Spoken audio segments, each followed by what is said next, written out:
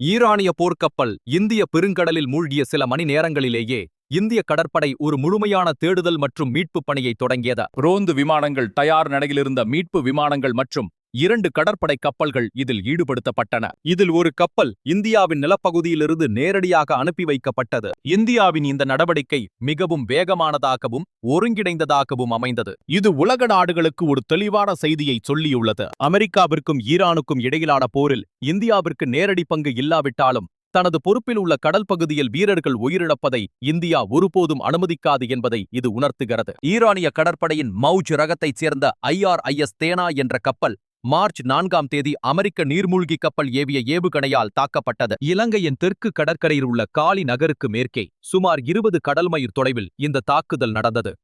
180 பணியாளர்களை கொண்டிருந்த அந்த போர்க்கப்பல் சில நிமிடங்களிலேயே கடலில் மூழ்கியது. அதிகாலையிலேயே கொழும்பில் உள்ள கடல்சார் மீட்பு ஒருங்கிணைப்பு மையத்திற்கு அபாய சிக்னல் கிடைத்தது. இந்த தகவலை பெற்றவுடன் இந்திய கடற்படை உடனடியாக தனது மீட்பு பணிகளை தொடங்கியது. காலை 10 மணிக்குள் ஒரு நீண்ட தூர ரோந்து விமானம் வான்வெளிக்கு சென்று தேடுதல் வேட்டையை ஆரம்பித்தது. இது இலங்கை தலைமையிலான தேடுதல் பணிக்கு வலு சேர்த்தது. மேலும் உயிர்காக்கும் படகுகளை வானிலிருந்து வீசக்கூடிய மற்றொரு விமானமும் தயார் நிலையில் வைக்கப்பட்டது. கடல் மட்டத்தில் ஏற்கனவே அந்த பகுதியில் பணியில் இருந்த INS தரங்கிணி என்ற கப்பல் உடனடியாக விபத்து நடந்த இடத்திற்கு திருப்பிவிடப்பட்டது. அந்த கப்பல் அன்று மாலை 4 மணிக்கு அங்கு சென்றடைந்தது. மிக முக்கியமாக கொச்சியிலிருந்து INS இக்ஷக் என்ற கப்பல் அனுப்பி வைக்கப்பட்டது.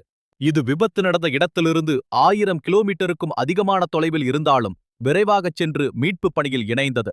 மனிதாபிமான அடிப்படையில் காணாமல் போன வீரர்களை தேடும் பணியில் அந்த கப்பல் இப்போதும் ஈடுபட்டு வருகிறது. இலங்கை கடற்படை மற்றும் பிற அமைப்புகளுடன் இணைந்து இந்தியா தொடர்ந்து பணியாற்றி வருகிறது. இந்தியாவின் இந்த நடவடிக்கை வழக்கமான ஒன்று அல்ல. அமெரிக்காவிற்கும் ஈரானுக்கும் போர் நடந்து கொண்டிருக்கும் சூழலில் இந்தியாவின் நெருங்கிய பாதுகாப்பு கூட்டாளியான அமெரிக்காவால் ஒரு கப்பல் மூழ்கடிக்கப்பட்டுள்ளது.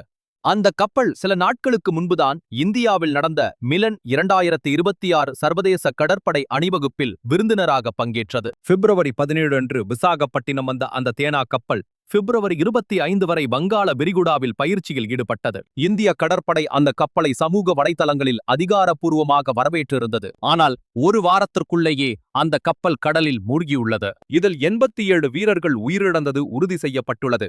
மேலும் 60 பேர் மாயமாகியுள்ளனர். இந்த விவகாரத்தில் இந்தியா மிகவும் நிதானமாக செயல்பட்டது. அமெரிக்காவின் தாக்குதல் குறித்து புதுதில்லி எந்த கருத்தையும் தெரிவிக்கவில்லை. அந்த தாக்குதலை இந்தியா கண்டிக்கவும் இல்லை, ஆதரிக்கவும் இல்லை. சர்வதேச கடல்சார் கடமைகள் மற்றும் இந்திய பெருங்கடல் பிராந்தியத்தின் முக்கிய சக்தி என்ற அடிப்படையில் மட்டுமே இந்தியா செயல்பட்டது. இது இந்தியாவின் ராஜதந்திர நடுநிலைமையை உலகுக்கு காட்டியுள்ளது. அரசியல் நிலைப்பாடுகளை தவிர்த்து மனிதாபிமான அடிப்படையில் இந்தியா தனது கடமையை செய்துள்ளது. இருப்பினும் இதன் மூலம் ஒரு மறைமுக செய்தி தெளிவாக சொல்லப்பட்டுள்ளது. கொச்சியிலிருந்து கப்பல்களை அனுப்பியதன் மூலம் தனது அண்டை கடல் பகுதியில் எந்த சம்பவம் நடந்தாலும் சில மணி நேரங்களில் பதிலடி கொடுக்கும் திறன் இந்தியாவிடம் இருப்பதை நிரூபித்துள்ளது. இந்திய பெருங்கடல் என்பது பாதுகாப்பற்ற இடம் அல்ல என்பதை மற்ற நாடுகளுக்கு இந்தியா உணர்த்தியுள்ளது. இந்திய பெருங்கடல் பகுதியில் எந்த ஒரு இராணுவ நடவடிக்கையும் இந்தியாவின் ஆலோசனையின்றி நடைபெறுவதை இந்தியா விரும்புவதில்லை என்பதே இதன் பின்னணியில் உள்ள உண்மை.